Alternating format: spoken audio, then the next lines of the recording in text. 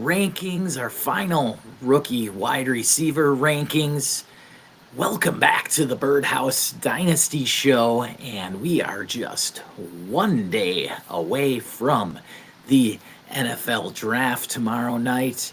And so, yes, it's getting down to it. We are looking forward to seeing Travis Hunter going to the Browns at pick number 2 and being announced as a wide receiver.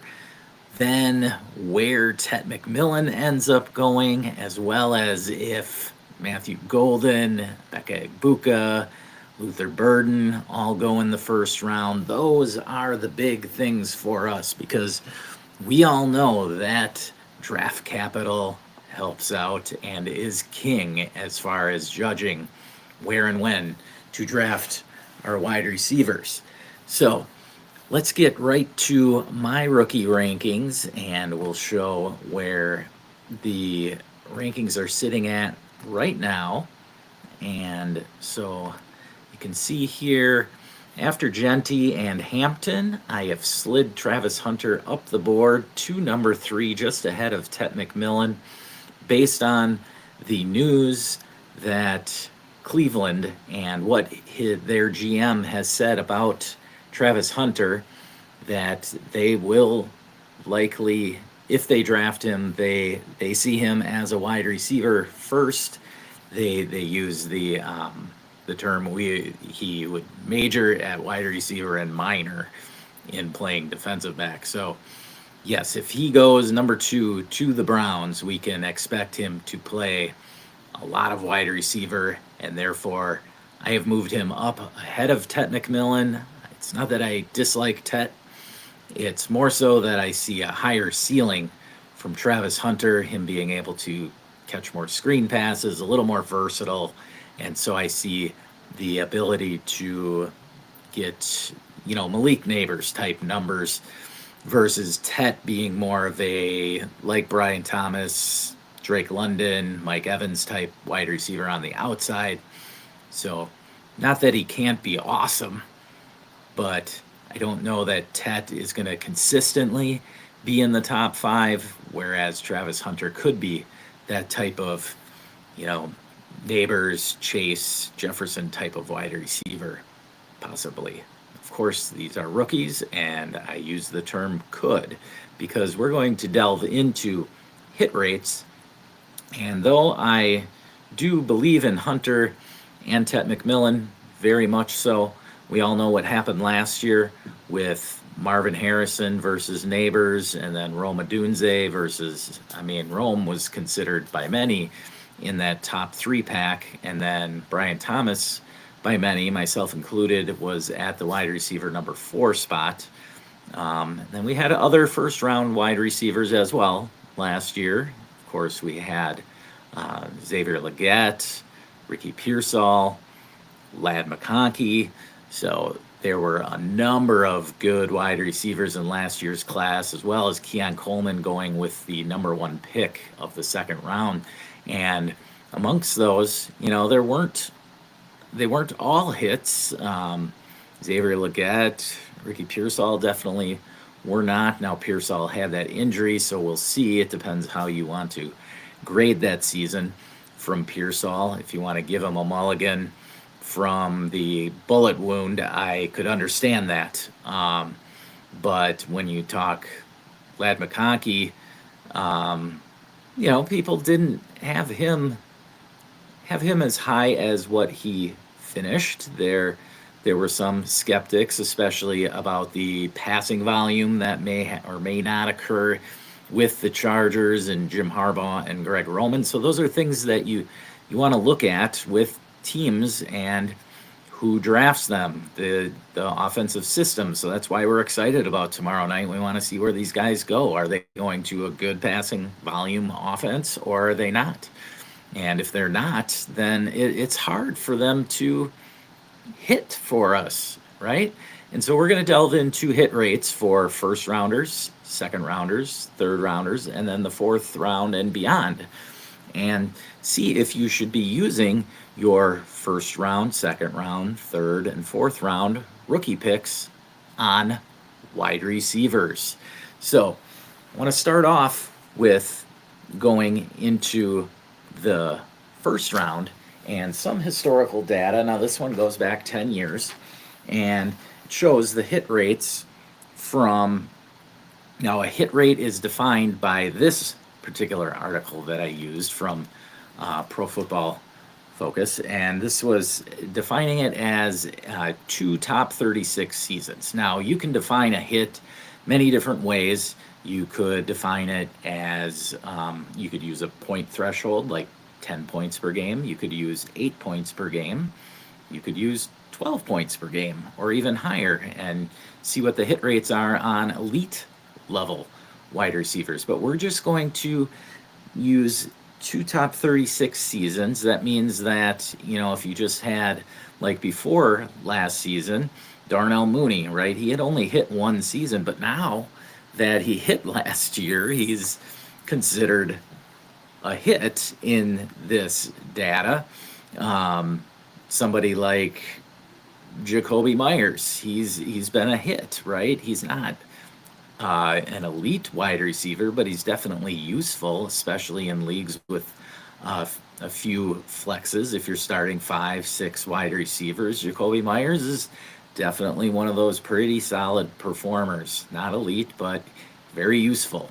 So we look at this data, and in the first round wide receivers, they have hit 20 of 43 times. So that's a 47% hit rate. Maybe lower than some of you think, but think of all those first round wide receivers that, didn't quite become what we had hoped. Kadarius Toney, Sammy Watkins, right? Those guys were expected to be more. There's ones that, Sammy Watkins may have actually been a hit, but like Kevin White from the Bears, there were a lot of bad first round picks. Going way back, Darius Hayward-Bay from the Raiders, John Ross from the Bengals, like some of these dudes, and this is where somebody like Matthew Golden scares me, right? Not a whole lot of production. He produced back half of last season, but prior to that, he had gone basically 2.5 years, 2 years at Houston and then the final year at Texas, and not really produced a whole lot. Now, teams in the NFL, this is where you need to understand context of teams in the NFL drafting players. Matthew Golden is somebody who may be better in real life than he is fantasy-wise. Think MVS, right? He's a deep threat. He clears out the field for the other receivers to work underneath and score fantasy points for us.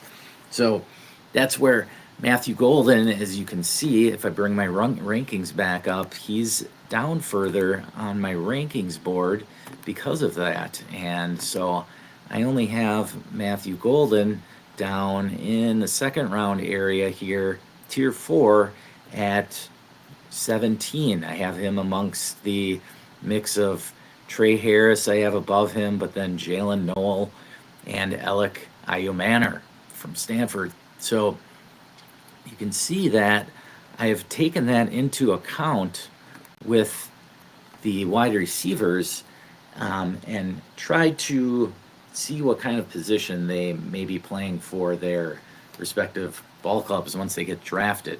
Now, we'll see what team drafts Matthew Golden. If Golden goes to, say, the Cowboys, he may get a little more opportunity than if, say, Seattle drafts him, right? Seattle signed Cooper Kupp, so now they have two guys that like to work underneath, and Kupp and JSN, whereas the Cowboys just have CeeDee Lamb, and so Matthew Golden would walk into the building and immediately be the second best, most talented wide receiver. Now, what kind of target share that leads to remains to be seen, but you could kind of see him carving out a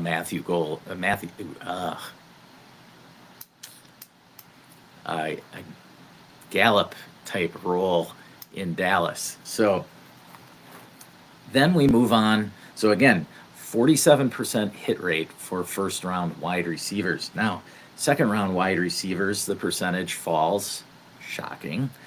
And that goes to a 20 out of 54 wide receivers for only a 37% hit rate. Again, this is two top 36 seasons. So it's not saying these guys need to be elite. They just need to be something viable.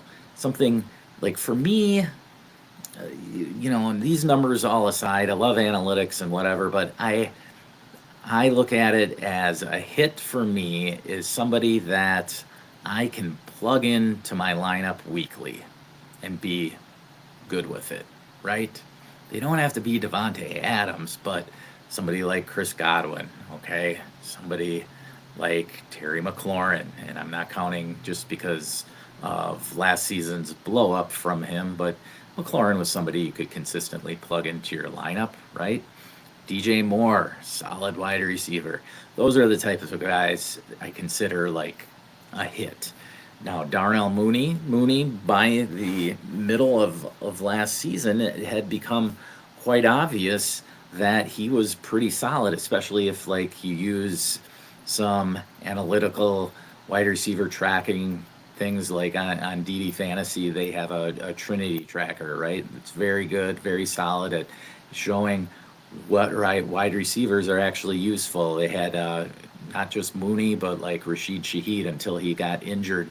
Those are two guys that were very effective and they were game planned.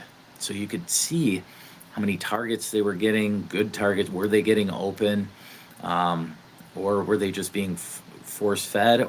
Like George Pickens was good in the Trinity tracker.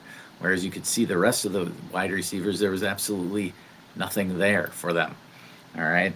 So, second round wide receivers, 37% hit rate. Again, now we'll go back and bring up my rankings to show you which guys that means.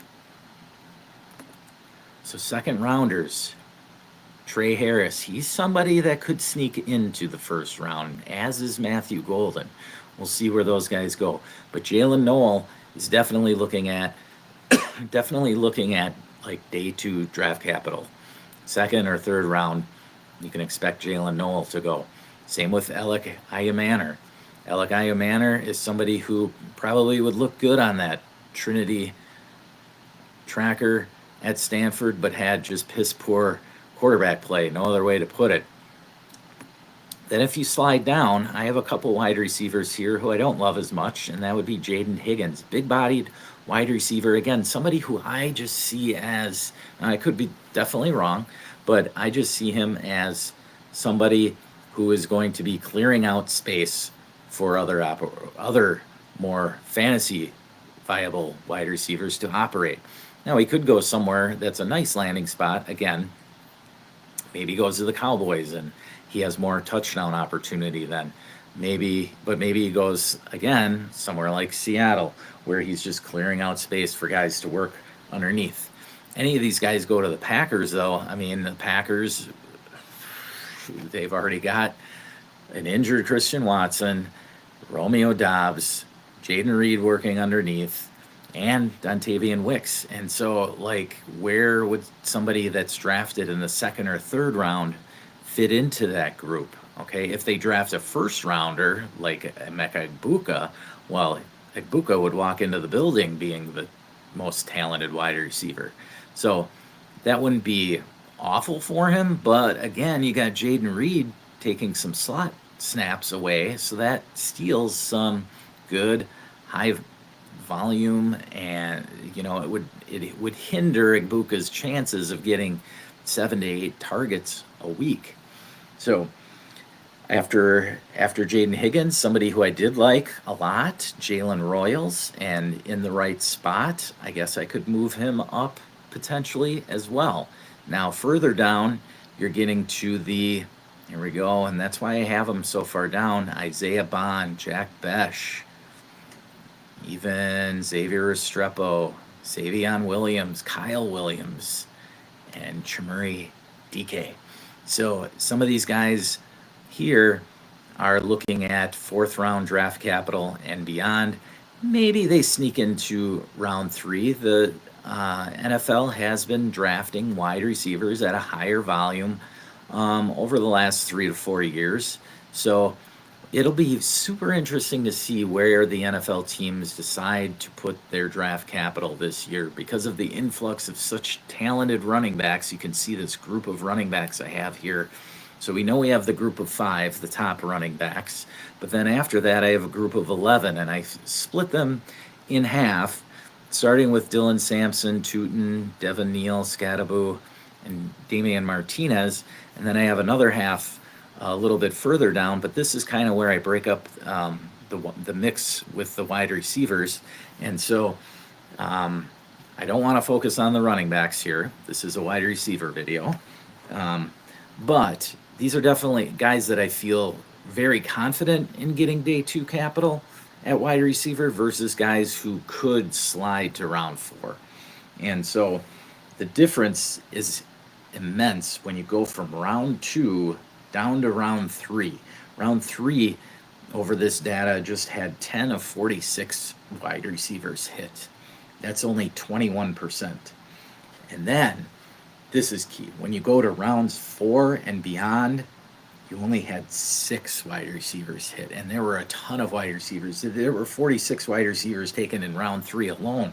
Can you imagine how many wide receivers there were actually taken in rounds 4, 5, 6, and 7? And only 6 hit, and these 6, you know the names. Antonio Brown, Tyreek Hill, Amon-Ra, Stephon Diggs, Puka Nacua. They didn't list the 6th guy. I'm not sure if it was I don't know who it was. Maybe Adam Thielen. I'm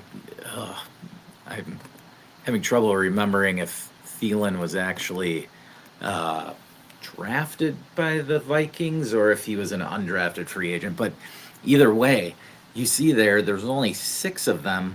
So the key there to me is what I'm seeing is if you start seeing production from these guys, like massive production immediately, like we saw Puka getting massive target share immediately the first month there. And people were trying to get off on him because they saw him as a 5th round draft pick and they were like, well, if I can get anything for this guy, I'm going to flip it right now. But the key is that even when Cooper Kupp came back after his injury, the target share continued for Puka. Stephon Diggs, even though Adam Thielen was there in the building with him, that target share continued. Now, Stephon Diggs obviously, his target share was not quite as high in Minnesota as what he ended up getting in his days in Buffalo with Josh Allen, but he still had a decent amount. Plus, he was a great deep threat. He was pretty similar to what Jordan Addison is right now for the Vikings. Now, I don't know if Jordan Addison could go somewhere else and be a team's legit full-on number 1 and get a kind of target share that Stephon Diggs got, but we should see in a year or two what the Vikings do with Jordan Addison. Do they decide to pay up on him like the Bengals just did with T. Higgins, or do they let him go and somebody pays him or overpays him, depending on what they decide to use him or what kind of target share they decide to give him? That will be interesting with a guy like Jordan Addison. So you see there, it's important if you see one of these 4th round or later wide receivers get massive volume immediately, go ahead and pay up for them. I know it's tough to suck it up and throw a 1st rounder at one of these guys who was picked in the 3rd or 4th round of our rookie drafts, but history shows here, if they're getting that massive volume now, Antonio Brown, Tyreek Hill, they took a year. They both were big punt returners their first season, and then second year is when they started blowing up. Amon-Ra, it took him to the second half of his rookie season to start getting that big target share. So again, it doesn't always happen immediately, but if you can see a 4-week stretch where they're getting not just 1 or 2 weeks, I mean, we're not talking who was the Eagles guy? Not J.J. Arcega-Whiteside. They had some guy, I remember, that for 3 weeks was getting massive volume and then just tailed off. Another good example from last year, Cedric Tillman, right, for the Browns. Many people were getting excited about him, right?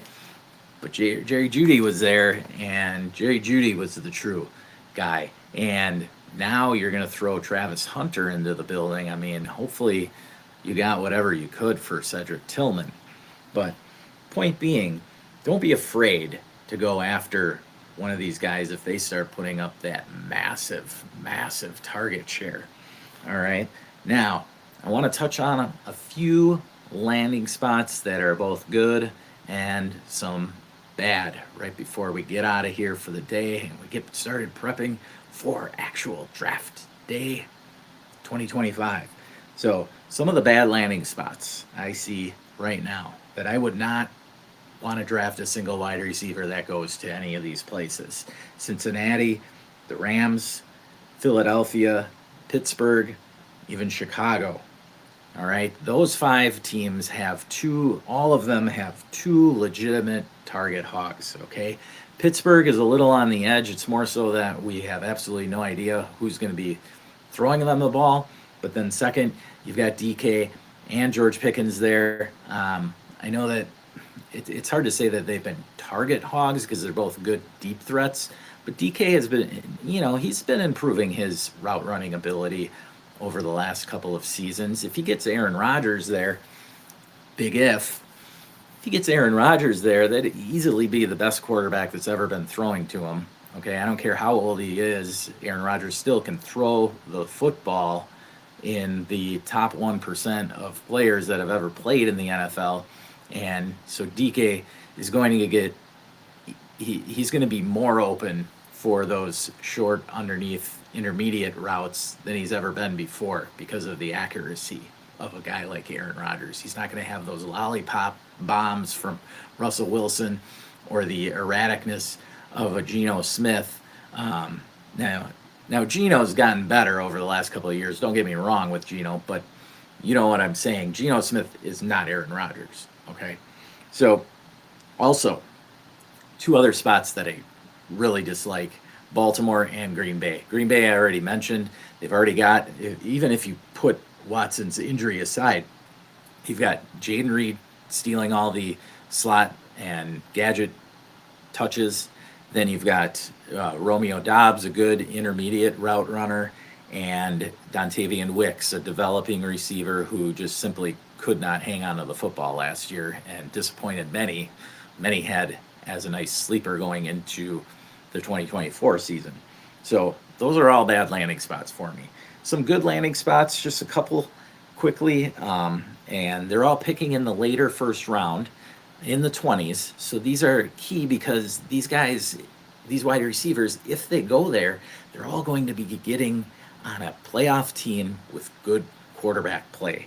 We've got Buffalo, the Chargers, and the Denver Broncos. Now, many have running back going to the Broncos in the back end of the first round, but you could very well see, instead of grabbing a running back in the first round, you could see Sean Payton waiting to the second round, grabbing that first round wide receiver like a Buka or Luther Burden, something like that, in the back end of the first, rather than waiting to the second round for a wide receiver, or even the third round. Kind of depends on how he's feeling about Devon Vele. I think they would be best served a wide receiver, even a Jaden Higgins type guy. But they've got obviously Cortland Sutton, then Marvin Mims and Vele, so they've got a good mix. If you plugged in like Buka into that mix, man, that would be nasty for Bo Nix. And then, of course, in Buffalo, you've got Josh Allen and Justin Herbert with the Chargers.